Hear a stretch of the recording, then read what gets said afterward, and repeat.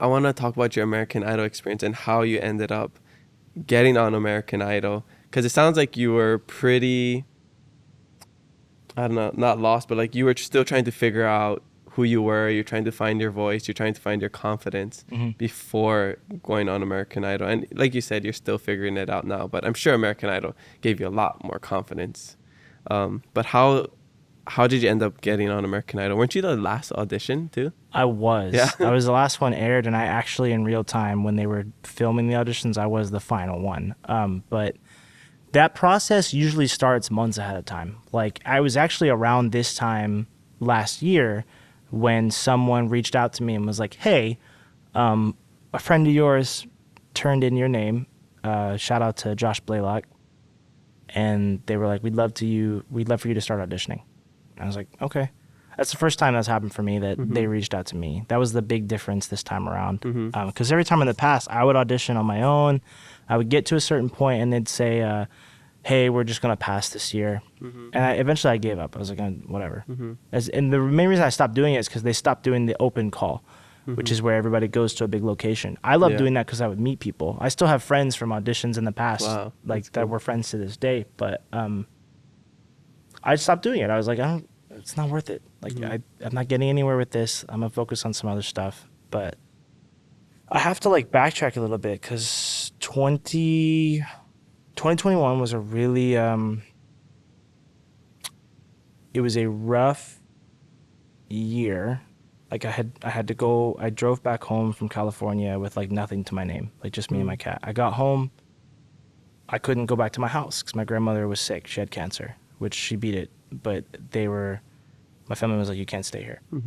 So I had to sleep on a friend's couch. I got a job working at a guitar factory that ended up not being as good as I wanted it to be.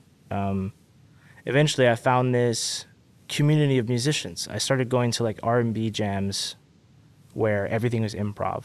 As a writer, that's exciting because it's like, oh, you have to think on your toes. It's like you have to think of a hook while you're up there singing. Wow. But I found this community called Pitch Meeting, which is a nonprofit that focuses on artist development. And this is where it gets really cool. So the first night that I was there, they had a special guest named Tommy Sims. Tommy Sims wrote Change the World with Eric Clapton. The first night that I was there is when I met my friend Josh Blaylock, who ended up being the person that turned in my name to a scout friend of his. Fast forward a year later, when I auditioned with Change the World. And it just felt like this really, really cool full circle moment. But Pitch Meeting, what they do is essentially they find artists in the Nashville area and give them a place to make their vision come to life, but they don't have to sacrifice on the integrity of that vision. So it means like I can come in, record my music in their studio for free, keep all the profits and the rights and revenue. Wow. And, you know, there's no place like that in Nashville, except now there is. And that was the goal that the founders, Eric Fortaleza and Mike Gannon, had. And they've changed my life. After that first night at Pitch Meeting, they invited me to their studio. They explain what they do. And this is what I love about them, because everybody there's a family. They give me this whole rundown. They ask me about my life. And then at the end, Eric goes, okay, let's go see Batman. Let's go to the movies and see Batman. So they started like inviting me to come hang out with them. And they took me with them to Bonnaroo. That was my first time at a festival. You know, and I just found myself in a community in Nashville. I was ready to give up on music. I was done. I was like, I don't think that I'm good enough. I don't think that I'm worth it.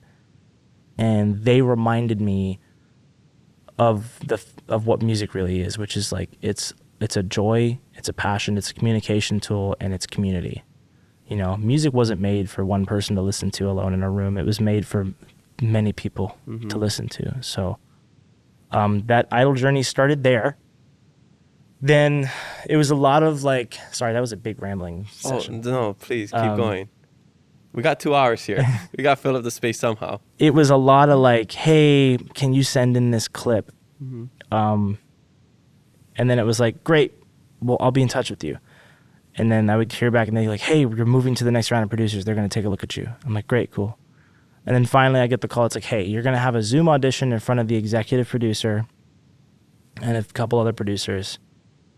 And for me, it was like, I did that audition. I sang 2 songs, and then executive, her name's Megan. I love Megan. She's lovely. Shout out to Megan. Mm-hmm. At the end, she goes, great, we're going to give you a shot. Like, we'd love for you to audition in front of the judges. Wow, just like that. Yeah, just like that. And I was Cool. like, oh, she's like, yeah, you're going to go to a separate Zoom call and you're going to talk about your life for the next like hour and a half. I'm like, great. So Is that where they cut up everything? You know, when you audition and you see all the behind the scenes no, stuff? that's just a Zoom call where they But they wanna- learn about everything, they and just then want they to make get a your script for you? They want to get your story. Well, they don't make a script. It's not about like creating a fake story. Mhm. The thing is like, it's not a case where you have to have a sad. Everybody thinks that, Mhm.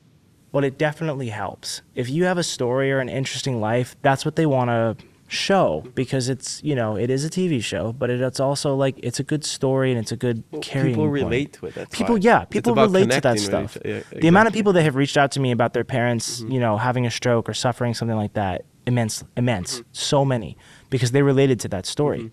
I mean, that's what brought me and Ian together Mm-hmm. after the fact.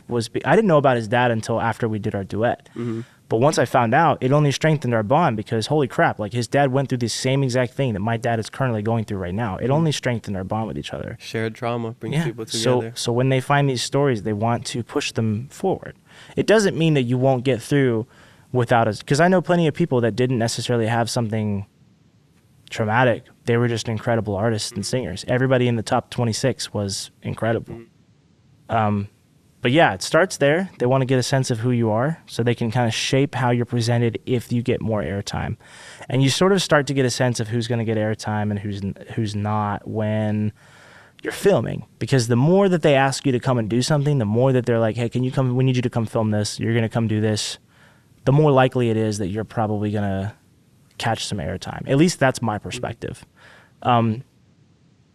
For a while, I didn't know if my audition was going to air until this is what happened. The week of auditions is like 5 days long, right? They came to me on I think Saturday, because it was like a Wednesday through Monday kind of thing. They came to me on like the Saturday I was supposed to audition. They go, hey, Oliver, I think it was Izzy. Shout out to Izzy. She was like, you've had a really good attitude. Would you mind moving your audition to the last day? I was like, yeah, sure. Like, no problem. The last day comes. And a lot of those days, by the way, are you just sitting there waiting to be called, and then they never call you, and For then like they go how many hours? all day. Like morning to night kind? Yeah. But like there was 2 different hotels. There's a hotel we stayed in, and then a block over was the hotel they filmed in. So they would be like, I need these people to come with us. You're going to do a bunch of stuff. And then they like, the rest of you, you're on call. And most of the time, you never get called. They text you and they go, we're done for the day. You can go about your business.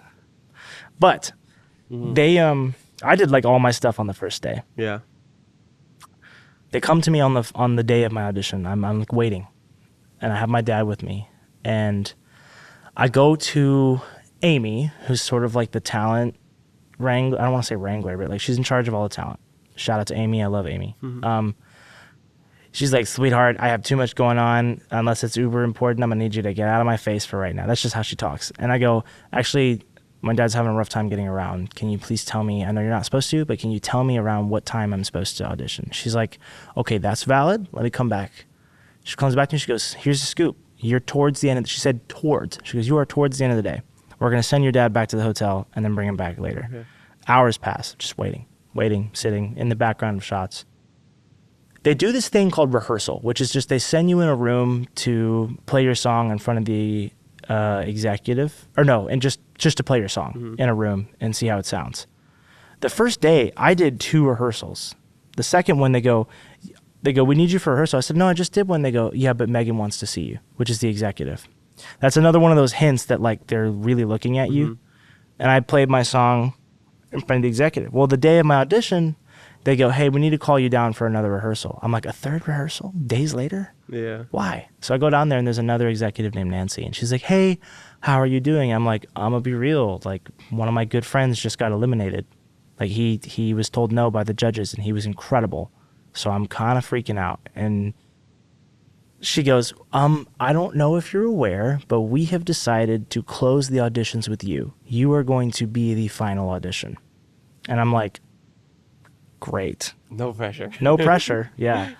She's like, what can I do to get you like out of here and in the zone? I was like, I want to know where my dad is, and I want to know what his status is. That's the only thing I care about. Tell me where he is and how he's doing. And $20,000 wouldn't be too No, bad yeah. either. So they're like, yeah, we'll take you to him. He's waiting for you. We go film a thing. And then I did my audition. And the thing about my audition that was strange was like, normally they show all these shots of people coming out with a ticket and everybody cheers, like everybody that's waiting. I was the last person. So when I came out with my ticket, dead quiet. Nobody's in the hallway. Nobody's there. I'm just like, yeah. Crickets. Yeah, crickets. Nobody's there Well, what because a it was weird just me. feeling. I was the last person. Yeah. And it's like 1 o'clock in the morning. So it was just a really That's awkward. how long it was. 1 o'clock. Bro, it's all day. It's all It looks day. so bright in the. Well, you have to remember, there's like, I think there's at least 200 people per city. That's a rough number, but there's like 200 people per city that they have to go through.